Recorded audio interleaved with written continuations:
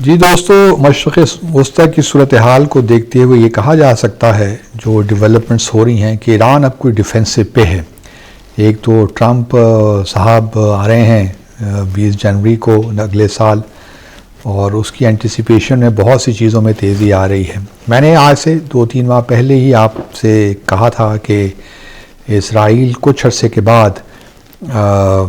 حزب اللہ کے ساتھ سیز فائر کرنے پہ راضی ہو جائے گا، یا فار دیٹ میٹر لیبنان کے ساتھ، اور جو UN سیکیورٹی کونسل کی 2006 کی ریزولوشن تھی 701، اس کی امپلیمنٹیشن کی بات کرے گا، لیکن اس پہ زور دے گا کہ اگر لیبنیز آرمی یا آرم فورسز ناکام ہوئی حزب اللہ کو ڈسارم کرنے میں یا ڈسمینٹل کرنے میں، تو پھر ان کو یہ اختیار ہوگا کہ وہ ساؤتھ لیبنان میں آ کر یا لیبنان کے کسی بھی آ کر حزب اللہ کے خلاف کارروائی کریں۔ تو یہ بھی بون آف کنٹینشن ہے، کیونکہ جو معاہدہ ہوا ہے وہ بھی پبلک میں تو نہیں آیا، لیکن بہرحال along دیز لائنز ہوگا کہ جو 1701 کی جو ریزولوشن ہے اس میں یہی ہے کہ حزب اللہ نارتھ آف لٹانی ریور اور کو جائے گا، اور بلو لائن جو بارڈر ہے لیبنان کا اور اسرائیل کا، وہ ایک بفر زون ہو جائے گا، بلو لائن اور لٹانی ریور۔ تو اور پھر لیبنیز جو فورس ہے وہ پورا کنٹرول سنبھالے گی along with United Nations Interim Force in Lebanon۔ تو یہ اس وقت ہونے جا رہا ہے، اور لگتا یہی ہے کہ ایران نے حزب اللہ کو گو اہیڈ دے دیا ہے کہ آپ یہ سیز فائر ایگریمنٹ کر لیں۔ ایک تو آبویسلی حسن نصر اللہ کے جانے کے بعد ڈائنامکس تبدیل ہوئے، گو کہ اس وقت بھی بمبارڈمنٹ تو ہو رہی ہے، حزب اللہ بھی کچھ ٹھکانے جن کو نشانہ بنا رہا ہے اسرائیل میں، اور اسرائیل بھی بمبارڈمنٹ کر رہا ہے لیبنان کے اندر، وہ تو ہو رہا ہے، لیکن شاید یہ ایسکلیشن ہے بیفور ڈی ایسکلیشن یا بیفور سیز فائر۔ تو اسرائیل حزب اللہ چونکہ پہلے ان کی پوزیشن یہی تھی ایران اور حزب اللہ کی کہ ہم اس وقت تک اسرائیل کے ساتھ سیز فائر نہیں کریں گے جب تک حماس اور اسرائیل کی سیز فائر نہیں ہو جاتی، یعنی کہ غزہ کو اسرائیل چھوڑ نہیں دیتا اور وہاں سے نکل نہیں جاتا۔ لیکن میرا اپنا خیال تھا کہ اسرائیل کبھی اس پہ ایگری نہیں کرے گا، کیونکہ جو اس وقت اس کی اپنے پاس جو آکوپائڈ لینڈز ہیں وہ معاملہ ذرا ڈیفرنٹ ہے as compare to Lebanon. Lebanon تو ایک ساورن کنٹری ہے، ایک الگ ملک ہے، تو وہاں وہ کچھ ان کا جو ہے گو کہ ان کی کوشش یہی ہے کہ جتنی بھی ایران کی پراکسیز ہیں اس علاقے میں، چاہے وہ لیبنان میں ہو، حزب اللہ ہو، یا پھر سیریا عراق میں ہوں، یا یمن میں ہوتیز ہوں، ان سب کو ختم کرے۔ لیکن وہ بھی یہ جانتے ہیں کہ ان کو بالکل ختم کرنا تو ناممکن ہے، کیونکہ بہرحال اسرائیل کے پاس یہ کیپیسٹی نہیں ہے۔ وہ کسی حد تک ان فورسز کو نقصان تو پہنچا سکتا ہے، لیکن مکمل ختم نہیں کر سکتا، جس طرح حماس کو تقریباً کر دیا انہوں نے، جو اس کی ملٹری کیپیبلٹی تھی۔ گو کہ جو پولیٹیکل آئیڈیالوجی ہے، پولیٹیکل آئیڈیاز ہیں، وہ تو ختم نہیں ہوتے۔ فلسطینیوں کا جہاں تک رائٹ ٹو سیلف ڈٹرمینیشن کا جو معاملہ ہے وہ تو ختم نہیں ہوگا۔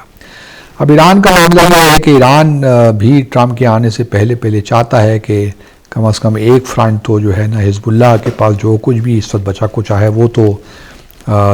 ہو جائے، بچ جائے، کیونکہ وہ نہیں چاہتے کہ کلی طور پر حزب اللہ ختم ہو اس سے پہلے کہ اور بہت سی چیزیں ہونی ہیں۔ مثال کے طور پر ابھی ایران نے یورپین کنٹریز کے ساتھ جو ہے نیوکلیئر ٹاکس بھی شروع کرنے کا عندیہ دے دیا، اور شاید 29 نومبر سے پہلا دور ہوگا۔ اور یہ یورپین کنٹریز بھی جو ہیں وہ بھی پریشان ہیں، خاص طور پہ جرمنی، UK، فرانس، جو کہ 2015 کا جو JCPOA تھا اس کے سگنیٹریز تھے، تو وہ بھی ان کو پتہ ہے کہ ٹرمپ تو واپس نہیں آئیں گے۔ بائیڈن نے کوشش کی، لیکن وہ بھی ہاف ہارٹڈ کوشش تھی، اس وجہ سے کامیاب نہیں ہوئی۔ تو ٹرمپ نے چونکہ JCPOA سے وڈرا کیا تھا، تو وہ ایران پہ اور پریشر بلڈ کریں گے۔ تو ایران نے یہ بھی تھوڑی بہت فلیکسیبلٹی دکھائی کہ ٹرمپ کے آنے سے پہلے ہی انہوں نے یورپین کنٹریز کے ساتھ نیوکلیئر ٹاکس شروع کرنے پہ اتفاق کر لیا۔ تو ایران ایک تو پھر یہ ہے کہ ایران اس وقت یہ بھی چاہے گا کہ ایسکلیشن نہ ہو، کیونکہ اصل جو معاملہ جو ایران کے لیے ہے وہی تو اس کا اپنا ریجیم چینج کا معاملہ ہے، اور دوسرا اس کا نیوکلیر پروگرام ہے۔ وہ نہیں چاہیں گے کہ صورت اس قدر اسکلیٹ ہو جائے جہاں پہ ایران کے لوگ اندر سے اٹھ کھڑے ہوں، اور پھر یہ ہے کہ ایران، اسرائیل اور امریکہ مل کر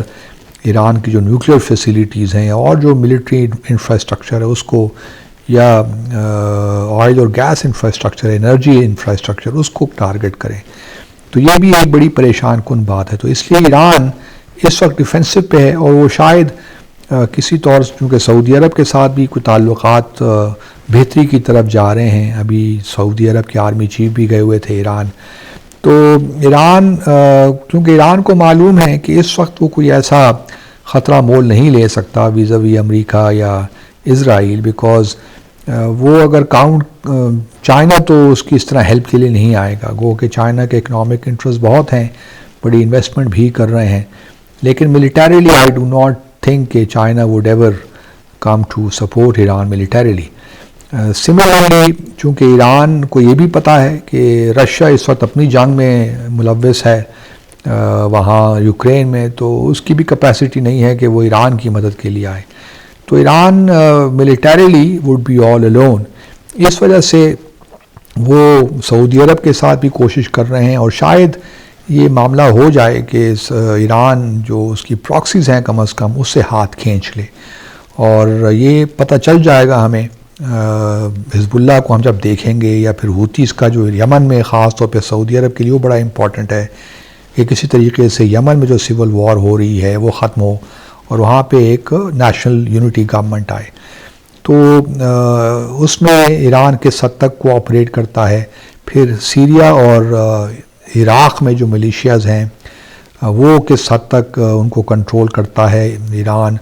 تو یہ تمام چیزیں ہیں۔ اگر سعودی عرب بھی پریشر میں تو آئے گا اسرائیل کے ساتھ تعلقات کو قائم کرنے میں، ابراہیم اکارڈز ریوائیو ہوں گے، تو سعودی عرب نہیں چاہتا کہ وہ اس پوزیشن میں آئے کہ اسرائیل تو 2 اسٹیٹ سولوشن کی طرف آ نہیں رہا،